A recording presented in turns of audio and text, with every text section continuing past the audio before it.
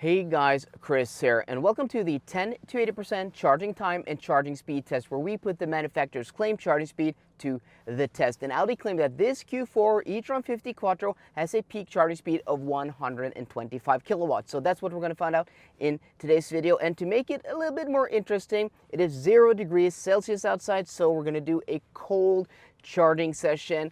And also, maybe even more importantly and interesting for people than the peak charging speed is the 10 to 80% charging time, the average charging speed in kilowatts, and also the average charging speed in kilometers gained per hour, kilometers gained per minute, and miles gained per hour. We're going to be generating a charging curve to see when you should, jump off the charging session to be on your way as quickly as possible if you're on a long trip. And also, at the very end of the video, we're going to be putting this car into a chart to see how it actually compares to all the other EVs here on the market. So guys, if you're new to the channel, I'm Chris. I have this channel dedicated to testing EVs. So if you're new here, please drop a thumbs up on the video down below, and also consider subscribing to the channel and hitting that notification bell. And also, if you're new here, you may be wondering, why are we doing this test from 10 to 80% and not from 0 to 100? Well, because in the real world, in my experience, taking an EV out on a long trip, connecting to a lightning charger like the one we're going to connect to here in a minute, you're going to be charging from 10 to 80% most of the time in the real world, because between 10 and 80 you will get the fastest charging speed. Yes, you will get fast charging speed below 10%, but most people won't even take their EVs down to below 10% because, well, it is scary to go down low in the battery percentage driving with little range left in the battery. And also, most EVs go into turtle mode or reduced power mode when you go below 10%. So if you're going on a motorway, you may not even be able to go at full speed. If you're going up a hill, you may not even be able to go at normal speed. So 10 to 80% is usually, a rule of thumb, your usable battery capacity while taking an EV out on a long trip to get on your way as quickly as possible, at least. Some EVs do charge fairly quickly above 80%, but most EVs charge slow above 70 or 80%. So that's why 10 to 80% is, the standardized charging test I do here on the channel. Another thing I want to talk about before we jump into the actual charging session and I show you guys a time lapse of it is battery temperature.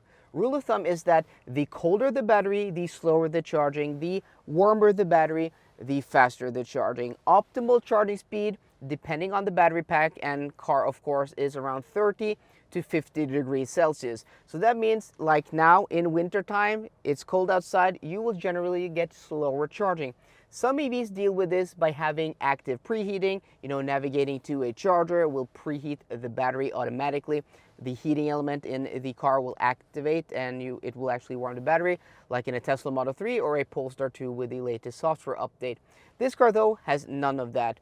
I have been parked overnight with this car, 0 degrees Celsius, meaning a dead cold battery. So when I got to this car this morning, I drove to a 50 kilowatt charger just down the road, and then I've charged to 10%. I was at a very low state of charge, and then I drove here 10 kilometers on the motorway at around 120 kilometers an hour. So that is, the test today is really no preheating or preconditioning of the battery. Usually if you drive a car a few hours, it will actually heat up the battery, but we have none of that today. So that's why this will be very interesting. It not only being cold outside, we haven't actually driven this car too much. So to see the results will be very interesting. Today's charging session is done at the BKK Bilkraft chargers in Olerud Handelspark in Furnes, right outside of Hamar. BKK Bilkraft are also the sponsor of today's video. They are one of the largest providers of lightning and fast charging here in Norway and have chargers all over the country. So if you want to support the channel, download their app down below and find out where your closest BKK Bilkraft charger is. The app is super cool, maybe the best charging app here in Norway. It not only shows you charging speed, charging time, and charging cost, it will also be generating a charging curve of your charging session. That's also what we're going to be using later on in the video to look at the charger. So guys, without further ado, let's jump into it, start the charging, and I'll see you guys after the time lapse.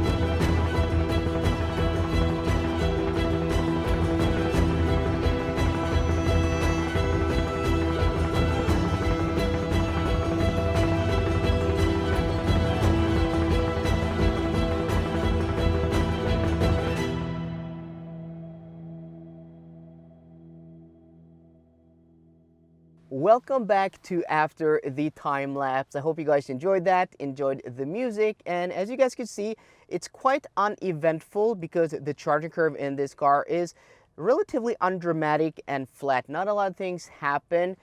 It's flat up until like 35-40% and it just starts dipping slowly off, and once we're at 80% we're still charging at like 63-64 kilowatts. But what impressed me is that we actually got that peak charging speed right away, 125 kilowatts from like 10 or even below 10 up till almost like 35%. We even peaked at 126 just briefly. I don't know if you guys can see that from the speed of the time lapse, but yeah, 126. And I also tried turning off the HVAC system completely, and the speed, yeah, it didn't drop. So the speed here in the display is actually counting the speed that goes into the battery, and that is very interesting because as I could see from the app, the charger was actually giving more kilowatts than the display here.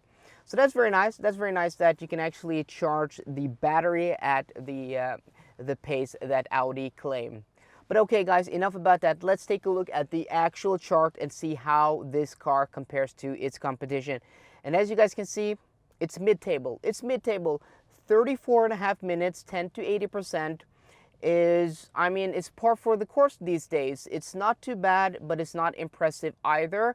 I'm more impressed that we could connect to the charger, it being cold and not driving the car too much and actually getting that speed. That is more impressive until this car, you know, gets a software update. Maybe it gets some preheating via the navigation system. This car will also get an update later on. I don't know when, but this should bump the charging speed to 170 kilowatts. So this will probably be the last test on the MEB platform cars on the old software. But I wanted to do this now that it's getting cold for all you people interested in this before winter. So peak charging speed in kilowatts, no, in kilowatts was 125, average speed like 93 kilowatts. It is fine. And in kilometers per hour, it's 562, puts it mid-table, like 9th or 10th place. Behind something like the Volkswagen ID4, but that's because this has the four-wheel drive, this has lower range, and you know, we're using the WLTP as a standard. And I don't know, that's not perfect, it is flawed, but I'm not able yet to collect enough data. People have suggested me using my own numbers, but which numbers should I use? The motorway range test, which I've only done on like 10 cars.